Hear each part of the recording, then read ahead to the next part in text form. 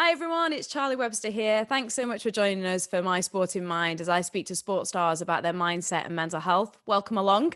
Season 2 is proudly supported by sportinglife.com, the home for expert insight, passionate opinion, and in-depth analysis for the sports you love, all for free.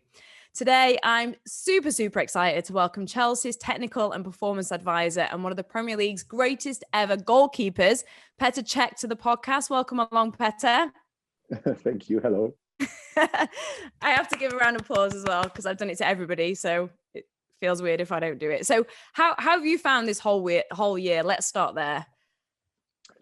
I think it's been a challenging year on many fronts because obviously it's a first ever experience of the pandemic I have ever since I was born. So you get to face a completely different situations in life. Sometimes you feel that you are out of control and you are really dependable on the circumstances, and as well you try to fit within the guidelines, you try to fit within the rules, you try to make sure that what you do is right, that you play your part in it, and then you hope that it's going to speed up all situation and the recovery, and then suddenly you have situations out of control which put you in a setback, and then you suddenly realize how lucky, for example, I realize how lucky I've been that for most of the time I had the privilege to go to work, and although everything is different, football is not the same, empty stadiums, different rules, different regimes, different regimes at the workplace, less people, and again limits, rules, and all sort of stuff. I'm still privileged that I can go to work, because there's many people who've been sitting for a year, they've been sitting at home. So all these things are coming along, and of course you have a family, you have kids, the school is on, then is off, and then all sort of challenges you have, not only on the obviously on keeping up with the guidelines and rules, but as well the social life is completely different. I haven't seen my parents since year and a half, and obviously the traveling bans, then you don't want to risk, you don't want to put anybody at risk. So you don't travel, then you have your life and your commitment. So there's so many things we had to face, and pretty much everybody had their own challenges, and I think dealing with the situation like this is very individual, and actually getting the right help or right advice, or knowing what you can do to help yourself and stay fit, and sort of not to feel too much frustration, not to feel the loneliness, not to feel the disconnection from everybody. I think that's individual. Everybody copes with a different way, and I think that's been challenging for everyone. I have to say, having seen my own kids going back to school, they completely blossom because they are happy that they can see the friends, and as well, I have to say, they didn't mind the online schooling. They found initially their way of doing it, but at the same time, it's much easier when you see everyone, when you are there, and then you have your rhythm sort of the life back, and especially with the after school activities where you can play football, tennis, basketball, and all the other stuff which they had enjoyed. So I think this is something probably people miss the most, I guess. If you have someone who had the social life or was part of the club, and suddenly you can't do that, you miss this joy of running and participating with on the team sport or with anybody else, and it's not easy. So I think there've been plenty of challenges, and it's been a year. So we're literally talking probably a year to date since the first lockdown happened. So I have to say, it's been an interesting year in many ways. There was not everything was negative. I have to say, there's many things which happened during the year, and they were quite positive, because you suddenly realize how how well you can adapt to different situations. Sometimes you discover advantages of how things can be done with more efficiency. So not everything is bad, but I have to say, of course, it's been a challenging year for everyone. For you then, what's been a positive? You said realizing how much you can adapt. I think that, at work, or you find different ways of connecting with people, and as well, you discover ways of being effective while not having to make too many meetings and not too many traveling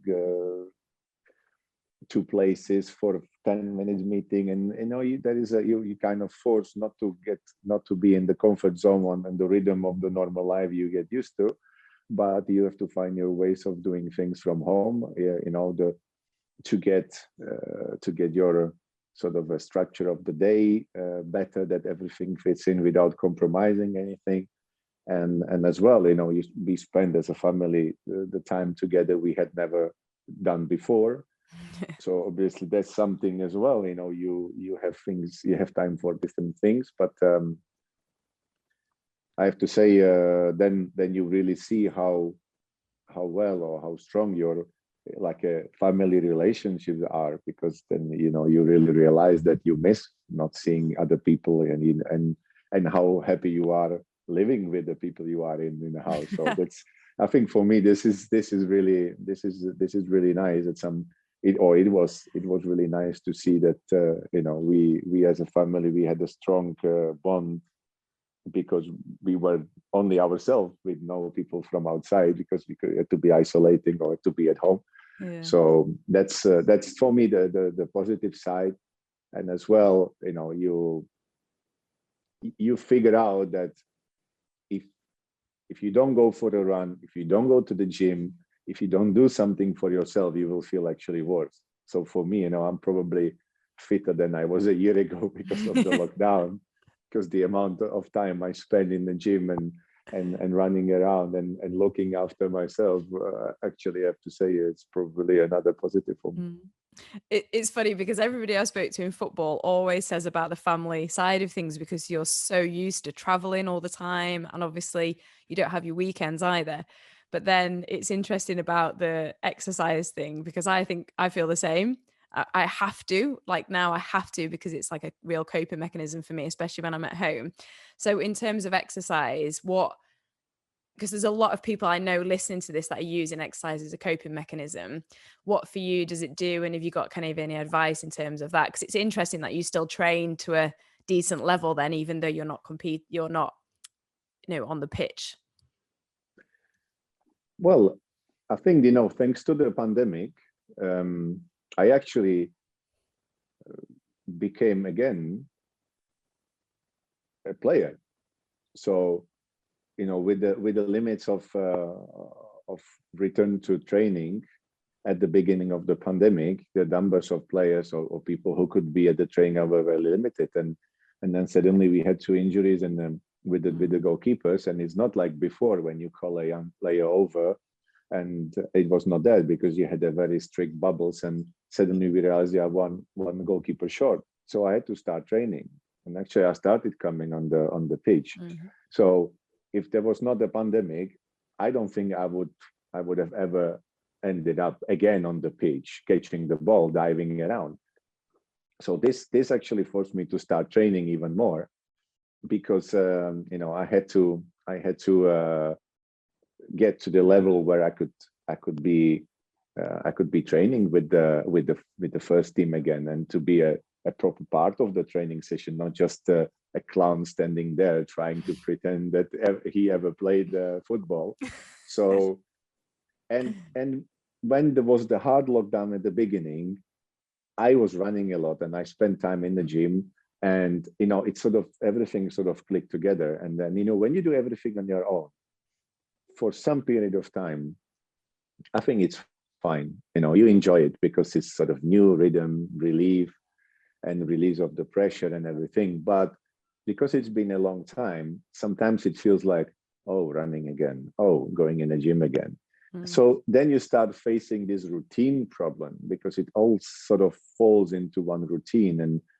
and generally people are not happy with routines. It feels like it's boring and it's always repeating and it's always the same. The day becomes the same. So actually coming back to train on the football pitch with the team, actually, it changed again, the feeling, because it's more fun, when you do it with different people. So I had that advantage in that, but I have to say that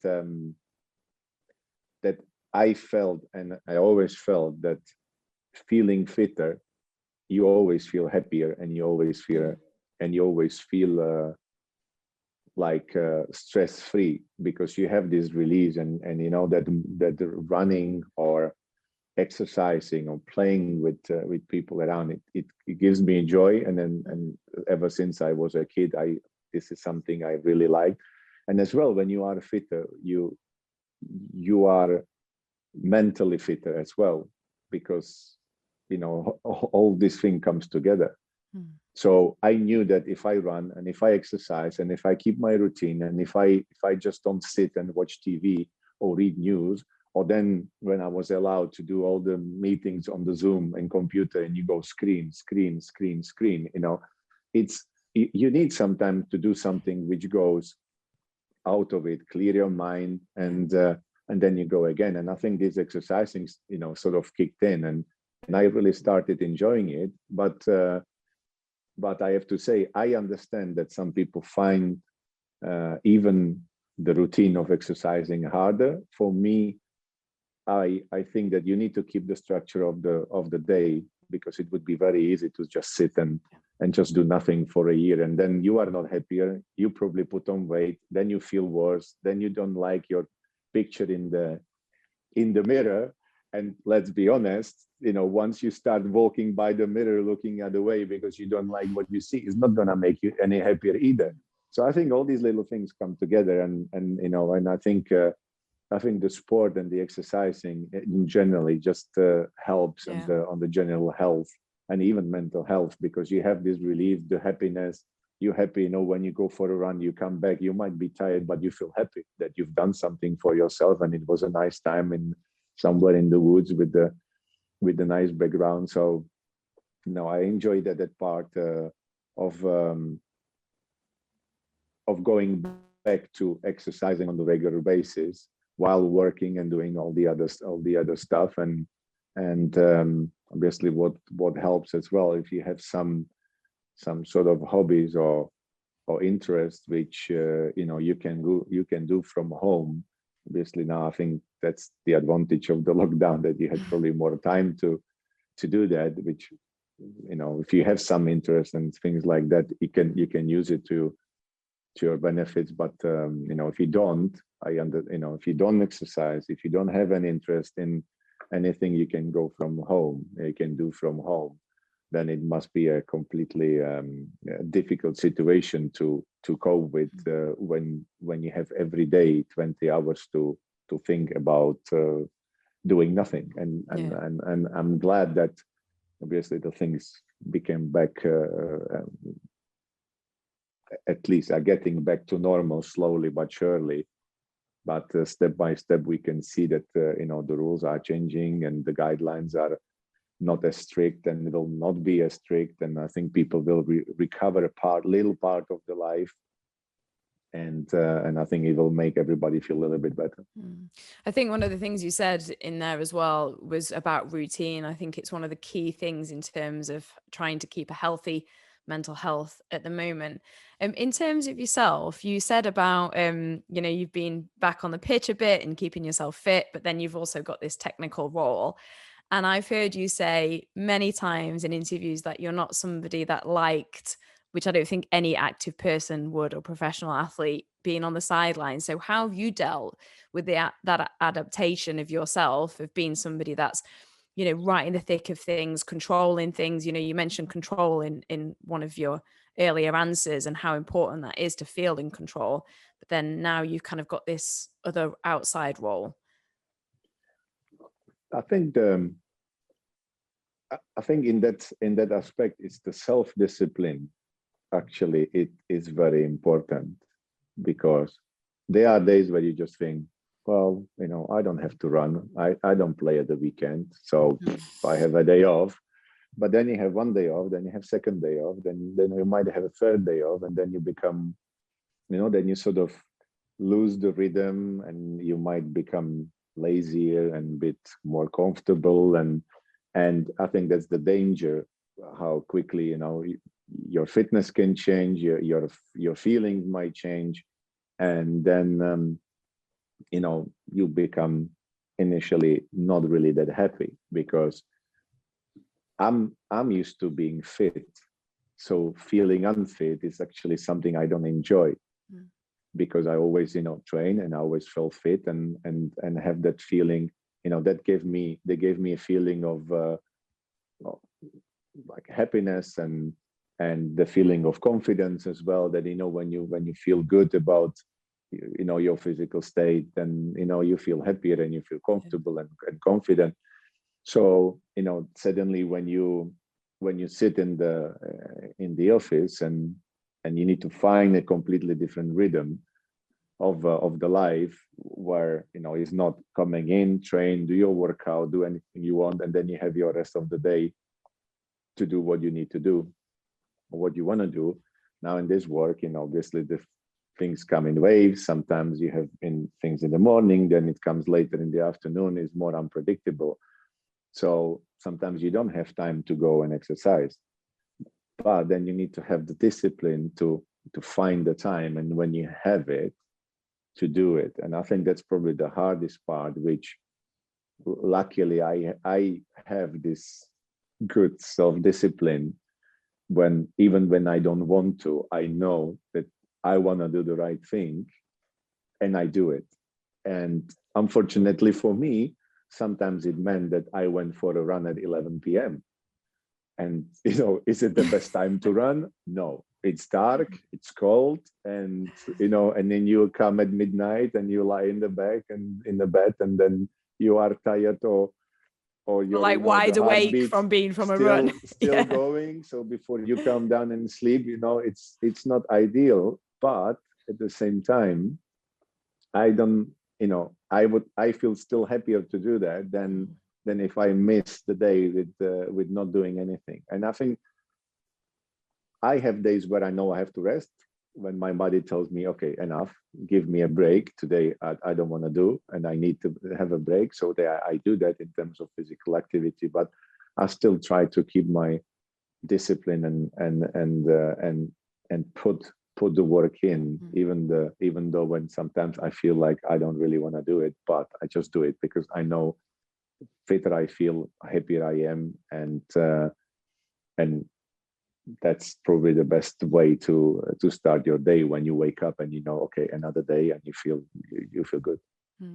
Are you somebody then that doesn't like to waste time and likes to fill their day? And if so, how do you deal with patience or frustration around that? And I suppose as part of that, can you recognize when you need to rest? Is that something you've learned over time, to listen to yourself and your body?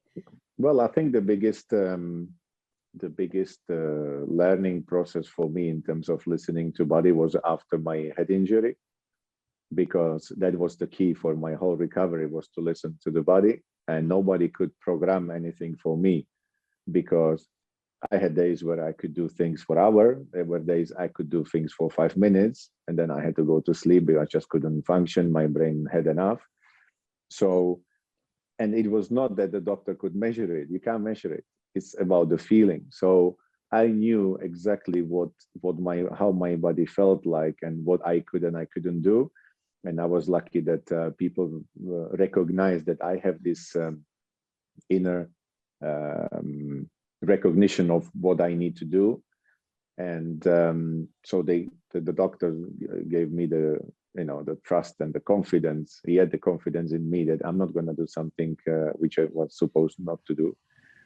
And basically all my recovery was about, okay, I can do more, let's do more. I can't do anything, let's stop. And this was where I really paid attention to the finest details in terms of my fitness and how my body felt, and if I needed the rest, and if I needed to do something more. which obviously equipped me for after, when I was fully fit and I restarted playing. Then I know exactly how my body feels, and I really pay attention to that. So when I have a day where I feel, okay, this would be too much, and I don't wanna do too much, I rest. But at the same time, I know that sometimes I'm tired because I haven't done enough in terms of to keep the routine and any work. So, there's a little bit of a difference when you feel like tired from doing too much or too little. And suddenly, I recognize the difference. So sometimes, I push myself to say, no, you can't do that. Let's do it because it will be better. But I'm one of those people who hates to lose a minute. And especially, as I said, after the head injury, where everything happens in a split second, you suddenly realize that nothing is endless, that nothing lasts forever, and then you never know what comes the next day. So you should live, in my opinion, you should live every day as it is your last one, to enjoy, to do, and to take most out of it. So, as I say, if I have 10 minutes to do something, I do it. I just don't sit about and watch out of window doing nothing. I just can't do that. Maybe it's a default. Maybe it's not right, because maybe I don't have that ability just to sit for 2 hours and do nothing and enjoy the quiet moment. I might occasionally do it, but my day is minute by minute, literally until midnight. I just don't waste any time. So it's true that I have a lot of interests and to fit all this in one day, it really requires to have the self-discipline and really do things where, when you have a spare half an hour, I do my drumming practice, for example, because I know, okay, I can't fit it any other moment. Okay, I have 20 minutes, I do it. So I try to do everything I can and not wasting time. And this is what sort of keeps me happy and my energy up, and I feel like I'm living my life rather than sitting my life. And this is or wasting time. It's something I just can't. I'm literally every minute I move, I do something, just because this is the way I am. But it's right or wrong, I don't know. But it's definitely right for me. So something like this, it's actually not it's helpful sometimes, where because the self-discipline kind of pushes you to do things regardless how you feel. But sometimes, when you are restricted in what you can do, you sort of feel like you're missing on something, constantly have that feeling of, oh, I should, maybe not, I don't know. But I have to say, after a couple of months in my new role, I found my rhythm, and suddenly you get used to the work, used to the routine, used to the day, and suddenly, I found myself in here, and I can work my time around it, and I'm happy with that. So,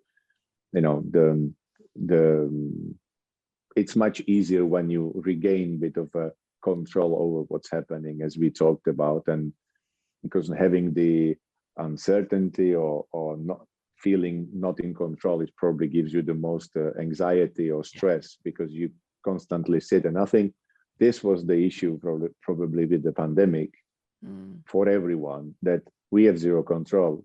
Yeah, there is a complete uncertainty about what lives will be after, what is now in present. Will I still have a job? Will we still play next game?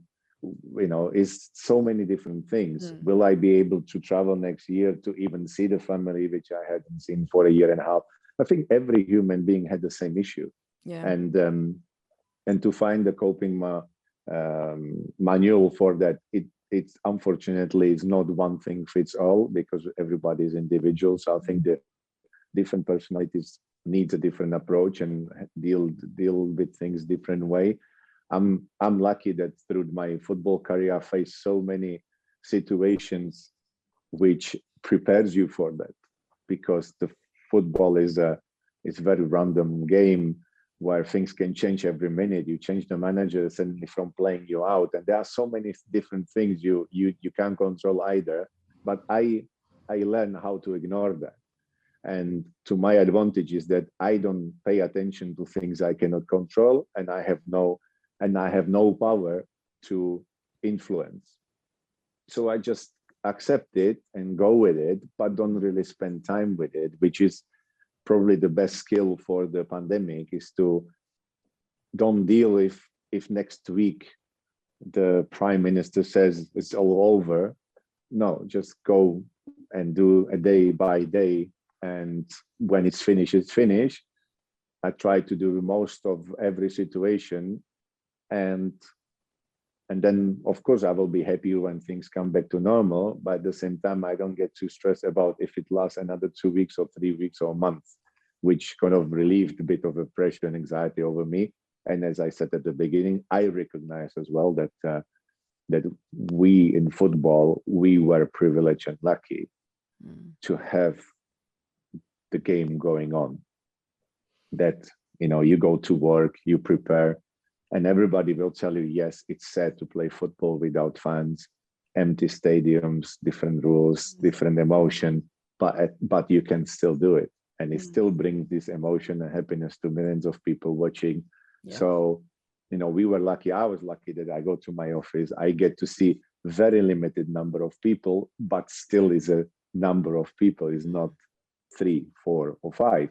It's more. So, yeah, I recognize that it's been easier for us probably to cope with the pandemic, because the part of our life was exactly the same. But I still think that recognizing that stressing out with things you cannot control or you have zero influence over, it's not necessary. And I believe that my advantage is that I learned to do that during my career, and it helped me a lot during the pandemic. What you said about control, it's something that it comes up so much. It's like control what you can control. There's always things out of your control. So don't focus, like you said, on the Prime Minister, focus on what you can control in your own surroundings.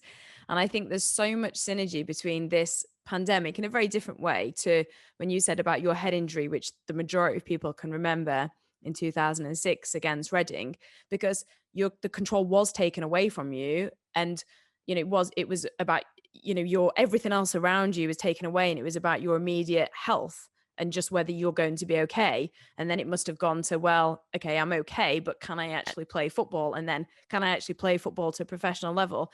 One of the things I want to ask you, and it's completely different. We had very different experiences. Those listening probably will know my experience where you were in an induced coma. I was in a coma 4 years ago. And one of the things I really struggle with is, because I'm a similar personality to you, and that's where I struggle with the pandemic, is I like to be in control. I like to use every minute of my time. I'm really active. I hate being at home. Like I'm kind of one of those people. And when I came out of hospital, I struggled mentally a lot, because I'm so used to being able to do things. I'm so used to being able to use my physicality. I train a lot. I'm not a professional athlete, but I do marathons and endurance runs. And, I couldn't even walk. And I found that very, very, very difficult due to frustration, and felt like I kind of couldn't find my identity. Like, who am I? And I wondered with yourself, how did you get through those hard periods? Because I know, again, I'm not comparing our experiences, but I know that feeling when everything's taken away from you and you're not sure whether you're going to be the same person again. How did you cope with those times? Because I can imagine it wasn't all like, oh, I'm just going to take one day at a time. And even though that's exactly how it should be, it's not always that easy.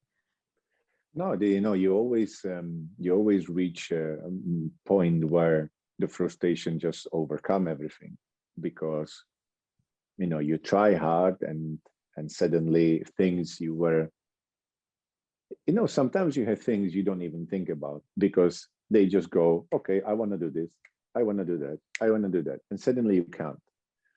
So then the frustration of, oh, I need to do that again, or I can't do this, and that things you are easily used to do. You speak every day I had spoken every day, and I never had any issue speaking. And suddenly I was talking to people and they couldn't understand me. And one reason was that, the words which are phonetically similar and sound similar, I was mixing them up. So if you want to tell someone that the phone is on the table, and then you say the cone is on the cable, then obviously in your mind you are saying phone is on the table, and the person next to you is telling you where, what, then, and then you get frustrated from that and you don't realize. So there were things, which obviously give you a feeling of, ooh, what's going on? Why they don't understand me, or why this is happening. Then you walk with the dog, and after 10 minutes you suddenly realize you have to go home. Yeah. And I used to run and train, and then suddenly I couldn't. So yeah, it's frustrating, but at the same time, I try to do things and concentrate on each step at the time, because I understand that certain things you only achieve by following the exact pattern of the steps. Like a computer always gets the right results because it just keeps following the same formula, step by step, task by task, and each step leads to another step. And then once you manage to do that, then you can complete the task. So I switched everything to that. And of course, in the back of my mind, I was thinking, okay, that might be it. So what you're gonna do if the career is finished? What you're gonna do if you can't do certain things? So in the back of my mind, I was preparing myself for the worst, but doing everything every minute to give myself a chance. Yeah. That I think the worst feeling is that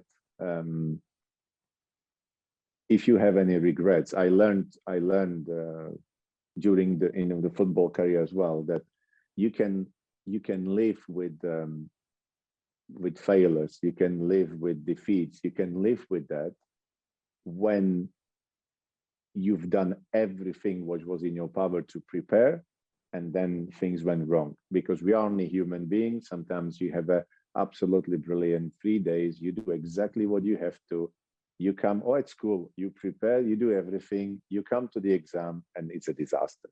It's the same with football. You prepare 3 days, you come on the pitch, and it's a disaster. So when that happened, of course, you're not happy. You feel the disappointment and everything. But when I knew that I had done everything what was in my power to prepare, then I was just saying, yeah, that's life. This is how it is. And this is what I wanted to do with the head injury, that every day I try to do anything I could the best possible way, that if everything went wrong and I never returned to the pitch, that I could look back and say, well, you give yourself the best possible chance, wasn't to be, we move on, we do something else. Is it a hard thing? Yes, it's easier said than done.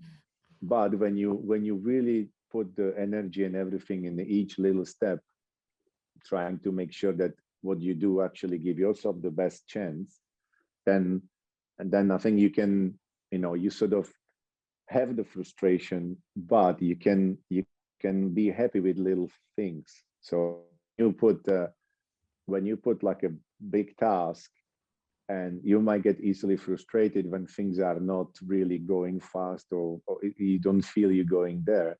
But if you put really small, tiny steps towards the goal, and each little step you sort of go, yes, that's a good thing, I managed, and I can do next one, and I can do next one.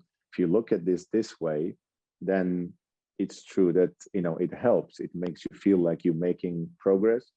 And I was making notes in my calendar, because I had days which were very bad, and I had days were really good.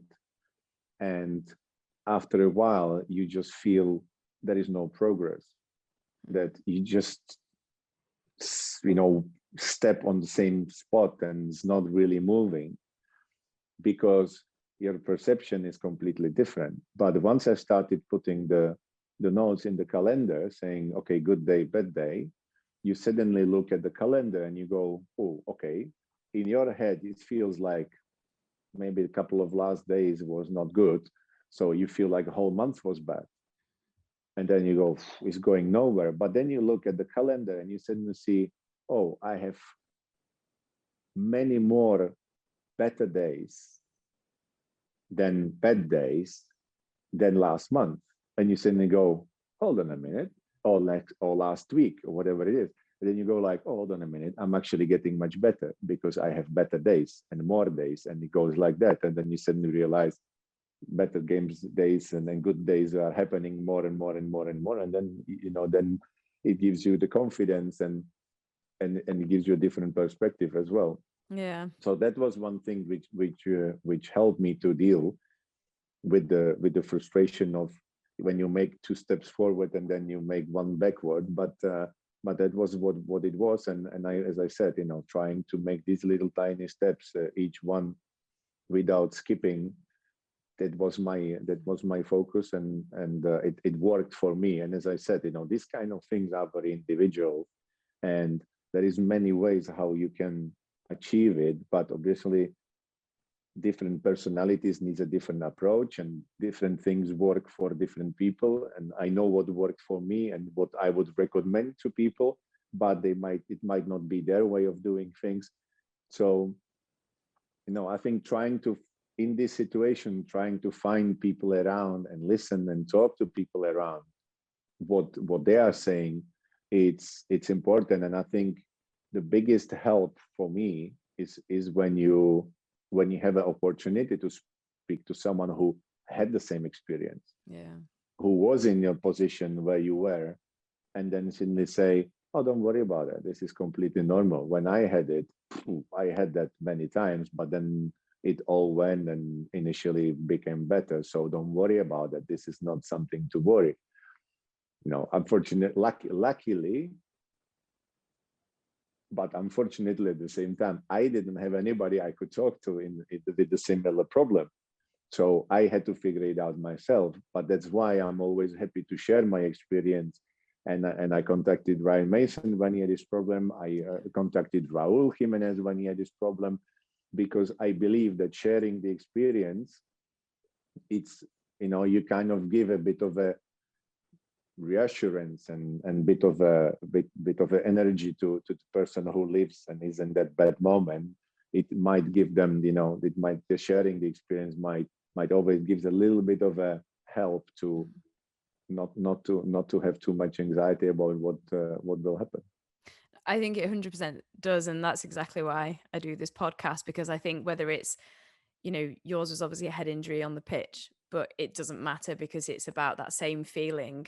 You talked about Ryan Mason and Raul Jimenez, but even sometimes when I talk about things, I think no matter what, it's if you're going through that struggle, it's a way to help. Because it was interesting listening to you, because for me, I put so much expectation on myself where I was measuring myself to exactly what I was before. Which I am now, but at that time, I've just been critically ill, and then I'm expecting that I can do all these things. And I think what I did was reframe it and do the same as you in a way where I was like, oh, I am actually moving forward, but not measuring myself on when I was absolutely fine before. So what do you think is the most important thing you've learned or you've grown through that period yourself? Is there anything particular? I think it's really, you need to listen. You need to find the way to listen to your body, and as well, I think the biggest sort of impact is the recognition of that nothing lasts forever. Mm.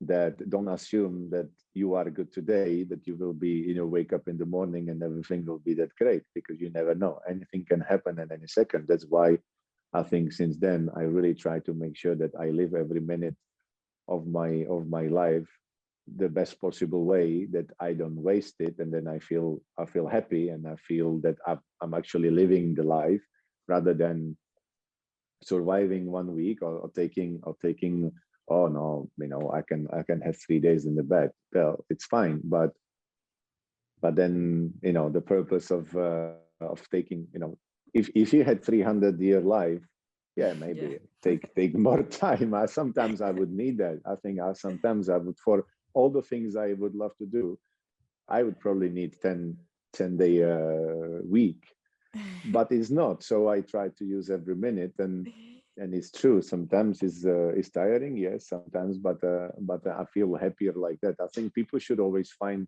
ways to not to be afraid and take on challenges. And actually, for me, every problem has a solution. Yeah, unless you reach some real problem which has no solution, but there might be always a solution. And there is the way you look at this. Some people, if you take a glass and you put water in it just kind of halfway, you can say that the bottle is half empty or half full.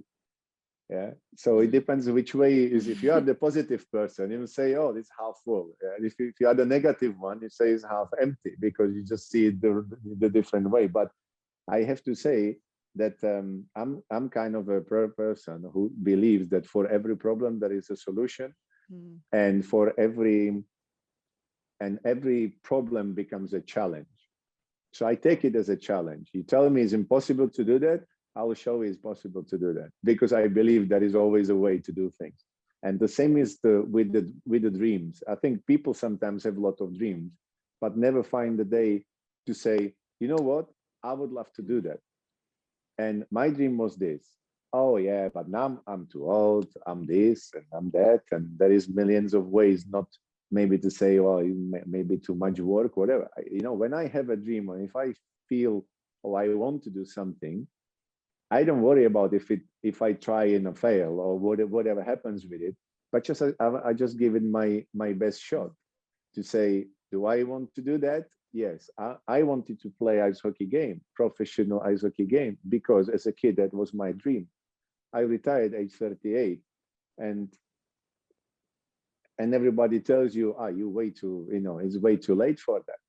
But then I train every day. I have a synthetic ice in my garage that I skated every night, just to make sure that I can catch the 20 years I couldn't do that.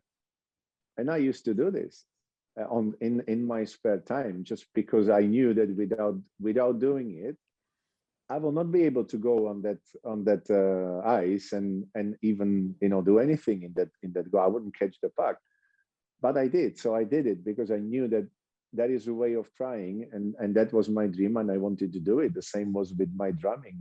When I started drumming, my dream was to play a gig, like a proper gig. When last year I played a sold-out O2 Arena as a guest with one of the legendary musician in Prague, then you suddenly realize, well, are you realizing that you are playing sold out O2 Arena with unbelievable musicians all surrounding you around on the stage, and full house? That's something where it looks like foolish and feels like, when you say, oh, one day I would love to experience that. Then you think, oh no, forget it. People tell you, oh, forget it, no chance, too late, you started too late, you've done this. There's always a way. And I think this is something I'm not afraid of failures. I just give it the best shot. And as I said, you take it. My job as well is a lot of responsibility and completely unknown.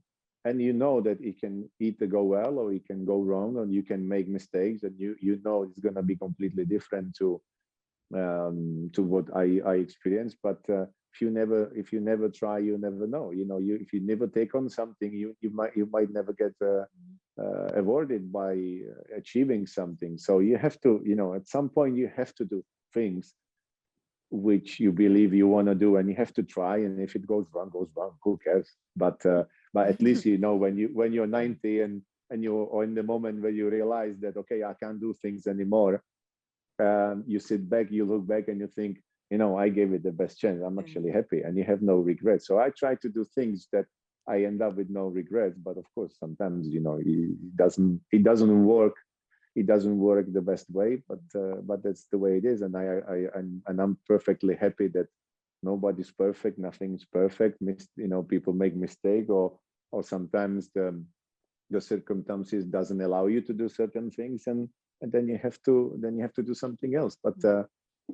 But I think it's always worth to try to chase your dream or what you want to do. Just try to do it, that you feel good about it, not thinking, 30 years ago I wanted to try that, and now it's too late. I think that's not something which makes you feel good. So I try to avoid that. I feel like I just want to jump off my chair and be like, yes, because I think society can limit us so much into this, like, well, he's a footballer. How could he possibly be a drummer on a stage? Or she's a this, so how could you possibly do that? Which I think those limitations can sometimes make us feel that that's all we should be in that box. And you said just then about it's something new, part of your job now, and you kind of want to pass down. And I was speaking to Eric Dyer at the very first episode of this new season on My Sporting Mind, and he was saying that Jose Mourinho is one of the strongest mentally that he's worked with. And I know obviously you worked with him as well. Is there any aspects out of him or other managers or other kind of role models that you then take to then, because now you're in a position where you're now becoming that person where you pass it down? I think you always, you shape people by, putting them in certain environments. And I think, when I joined Chelsea, I think Jose was the big part of the success because of his mindset. Mm-hmm. For him, the winning was all it mattered. And every game, and he just wanted to, go and do the best and win. And if you can do it again, win. Find a way to win. That was it. And I think with Jose, the first year when I arrived, or for a couple of years, we had that. We won the first title, and it was not the end of the journey. It was, you win, okay, you win again. Let's go and win again. And it becomes a part of the culture. And I think this is the part of the Chelsea Football Club now, that you literally, you are here to win. It's one of the values of the club as well, here to win, because this is ultimately why you're doing it for. Yes, you want to do it the right way. You want to do it. That the way that you feel is right, and you feel proud about it. But initially, the main goal is you want to make sure that at the end of the day, you win. I'm just laughing because you remember before we started recording, you mentioned about the blinds. I told you. For those that are listening and not watching, there's some blinds just like going down behind. Well, I warned you that at some point the blinds will decide to. I was trying not to laugh. Or up. But, yeah. Just the last couple of questions that I was trying not to laugh when you were answering that question. So in terms of that, for you, what's the most important part of leadership and learning? Because from what I gather, you're kind of like connecting at the moment and making sure that communication must be really key and the things aren't done in silos, which must be really important in football, and actually your role on the pitch, because as a goalkeeper, I suppose you're kind of isolated at points. I think in terms of the sort of feeling mentally prepared, and everybody, as I said, is different. I think being open and actually accepting and being brave to come out and say, I have an issue. Is there any way how I can find a better way to deal with it? And for people around it to accept it, I think it becomes more and more part of the strength rather than weakness. And I think that the issue at the moment I see in all that is that we carry this from the history. And sometimes you want to make things better in the future or in the present, you need to learn about what happened in the past.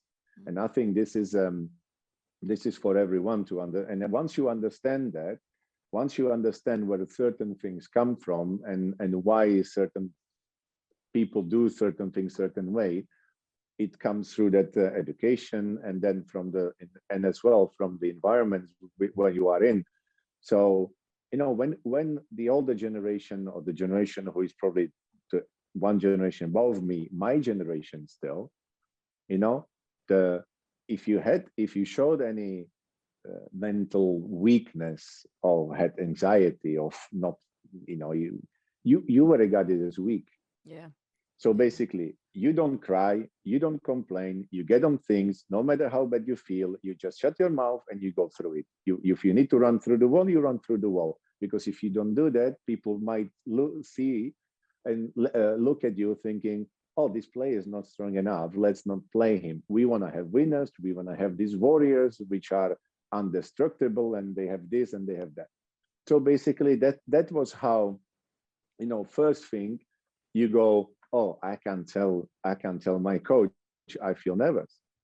I can't tell my coach that I have these issues when there is too many people watching me, or whatever it is, because simply you would not have the confidence to say, well, if I say it, yeah, in that past, you were regarded like, okay, don't play the play, we want to win, and you don't want to have a guy who is nervous. Yeah. So I think this is the problem the modern football has, that people now finally get to the stage where they have the confidence in the environment to come out and say, well, actually, I have a huge anxiety, it's killing my career, because every time I go on the pitch and there is too many people, I don't know what to do. And once you relieve that stress and people try to find you the way to deal with it comes. But I think we have to still understand that once there is not a shift of whoever has any issue is actually weak and is not suitable for professional sport, if we don't reach that point, because it's not really true, because you can find a way to help these people to perform at the highest level anyway. And they have the talent, they have this, and because they have a little bit of an issue, it doesn't mean that you cannot overcome it and find a way to deal with it. But I think this is generally the whole generation issue still now, that people think that being open about it, it's not the moment to say, because they might feel that it will be used against them, rather than, okay, we need you, we like you, we know what you can do, and we need you at your best, so we're going to help you with this.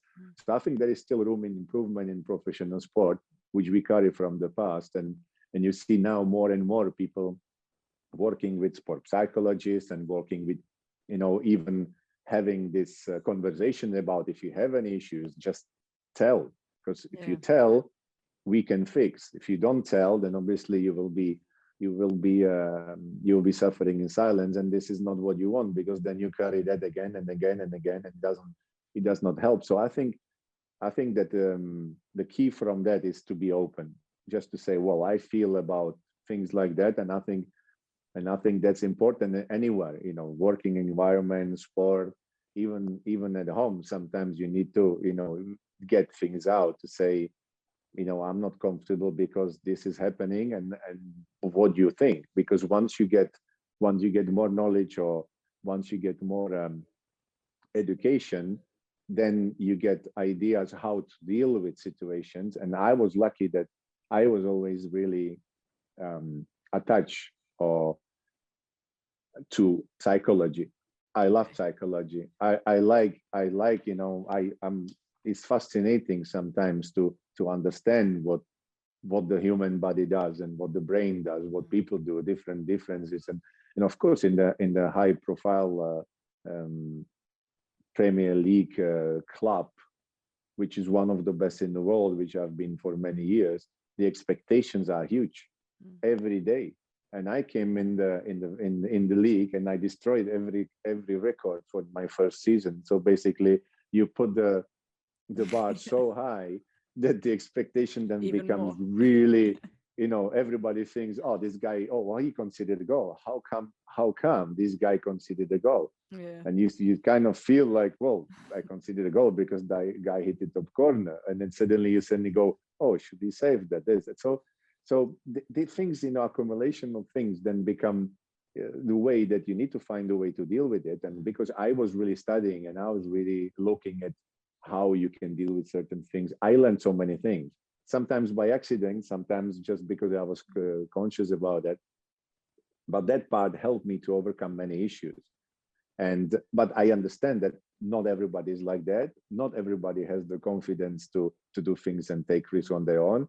So you need to find a way to to have environments where people are comfortable talking about issues, if they are if I feel I'm not right, come, tell, we help you, rather than, oh no, just get, don't play him, he's not in the right frame of mind, which I don't think is it's a correct way. But it's been, for a couple last years, that's supposed, you were regarded like that as a player. If you admitted to some issue, then you wouldn't probably fear that the manager doesn't play you, which luckily now we moved on. And this new way of dealing with the whole situation and people coming out and, speaking up about it, this is for me the most important, because maybe the next generation will benefit from it the most, because people will be more open to it, and actually there will be more things in place to help everyone. Yeah, like you said, it's definitely from the past, and it's a learned behavior. I think it's a learned behavior that all of us can listen to, because it was what we were modeled as when we were growing up, and definitely so, I think, still for our generation. What was it then that made you be more open then? Was it modeled to you when you were younger, or something you discovered? No, I think, I had, when I was about 12, I had a huge anxiety about conceding a goal. Right. So every game I went to the game, and I could feel, I was shaking, and I was feeling like, ooh, what if I concede a goal? Because for me, conceding a goal was the ultimate failure. Yeah. As a goalkeeper. So that really stressed me out. When you are 12, then you think like, what should I do? What should I do? Yeah. So there are two things, I realized that if I train the best possible way and I feel prepared, I'm confident. So you cannot tell people, you have to be self-confident. It doesn't work like that. It comes from the work. So the preparation for me is the key. You prepare, you do everything you can. And once you are, that whole week you did perfect everything you could to be 100% prepared, then you go to the game and you have no fear. You go there and you feel. But when you are 12-year-old, you sometimes don't think about it like this, and it stressed me out. So then I realized that the moment the first goal went in, it completely relieved all my stress, because I'm like, okay, now it's done. Now I can get on with the game. So basically at that year, I sort of started thinking about what can be done.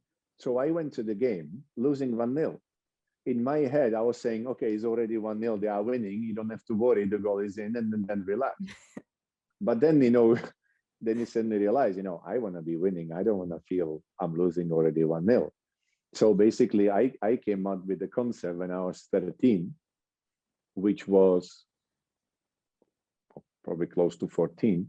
In my head, in every second of the game, the score was 0-0. So I during my whole career, I kept that concept. So basically, in any single game I played in my life, I ignored the score. I never look at the score, because it kept me just with the focus on what I have to do every second. So that was my thing. Do every single moment what you have to do. These little tiny steps.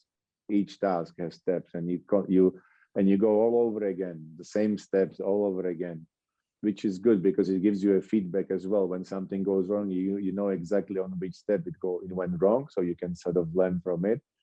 And as well, we missed the penalty. It's not my problem. That's not my job. So I ignored all these things, the referees, but the score was the main thing, because it guaranteed that I will play exactly the same game if I'm winning 5-0 or if I'm losing 5-0. And I kept that all entire. And when I played ice hockey game, exactly the same thing. When I play tennis, I do exactly the same thing. I don't care about the score. I just go each point, each step, and I try to do the best, because I know that without it, I will not win the point anyway. I will not win the game. I will not make a save. I will not make the pass. And so I just concentrate on that. And it literally took so much pressure off me during the games, where I was literally like a very even emotion, even during 90 minutes, no matter how big the game is. And it's true that I played preseason friendlies behind closed doors where there was nobody, and I played 90,000 stadiums, and I played exactly the same way, because my concept in the head is exactly the same way, and actually there's no difference. And this is something which, I came up with for myself. Nobody told me, nobody taught me. This is something I came up with myself, which worked, and probably with more knowledge of, how to deal with certain situations, it became even better. But it's true that it's been probably the key for me to be consistent over so many years. And it's true that nowadays in modern sport, people try to use similar ways for the athletes, that they know what to do, how to deal with pressure, how to prepare, how to be consistent, so I think that's the way forward, because the expectations are high now with all the pressure from the social media, which comes up together with it. Because if you are an individual who likes really to watch what people think of you, then of course it might play a big part. So there's all little things which probably will be important in the future. But I believe that the world now in general in professional sport try to make sure that the players are looked after in every single aspect, not only physical, but in terms of the mental health, which is obviously the biggest step forward. Yeah, it's almost like taking the distraction and the emotion out of it. When you were talking, it really reminded me of one football, when you take a penalty, because we see so much that it's not about the skill there, it's about whether they can cope with the emotion or the distraction. And also in rugby, I've heard this a lot in terms of when scoring a try, where if you just go through the motions, no matter whether you're training or scoring a try in the World Cup final or something, it's no different, because you're not implementing what if into it. So it's so fascinating, and there's so much.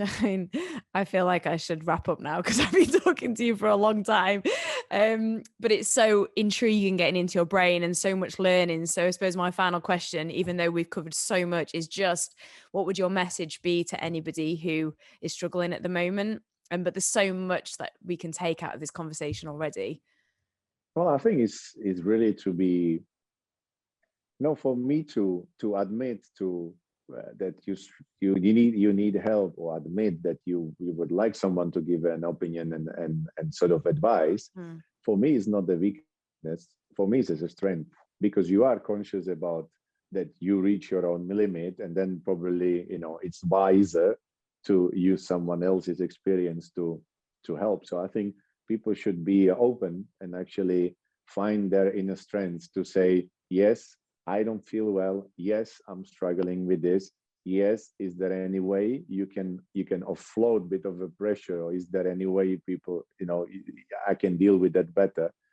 Because that will obviously help, and as well, feel it's as well for the environment or for the society as well to respect that certain people have different issues, and rather than look at them every week, is to say, okay, there is a way to help. And I think that's, for example, I think the message, if we really needed to have one message, would be really be open and actually, try to share the struggle if there is one, and try to find someone who will give you the better advice to deal with it. Because we always say, there's a Czech saying that more heads, more knowledge, or more brains, more knowledge. If we take it like that, it's true that if you have a team of people thinking about something, or one individual, obviously more people will probably come with better idea and more ideas than just one. So if you struggle in silence on your own and you don't know anymore what to do, then obviously if you speak to more people, they might come up with much better solution than you, and it might help. So this is probably the best way to be brave enough to admit if you don't feel well. And I think quite often when you speak out about how you're feeling, you'd be surprised how many people actually feel the same, and which I think makes you feel like you're not so isolated in what's going on with you. Thank you so much, Petr. It's been an absolute pleasure talking to you. I really appreciate your time. Thank you. You're welcome. Thank you for having me. And thank you so much for everyone listening. You can catch up with any episodes you've missed on Apple or Spotify. We've had footballers such as Eric Dyer, Adam Lallana, Ben Foster, Sam Hutchinson, and loads more. And remember to visit sportinglife.com ahead of the rest with 160 years of sporting knowledge and integrity. And if you are really struggling, you can reach out for help. As Petr said, it just takes one phone call. There's charities such as mine, the Samaritans, and Sport in Mind are always there to help. People do understand and care. You can also text SHOUT to 85258 if you don't want to talk on the phone. Take care. Thanks so much for listening, and we'll speak again soon.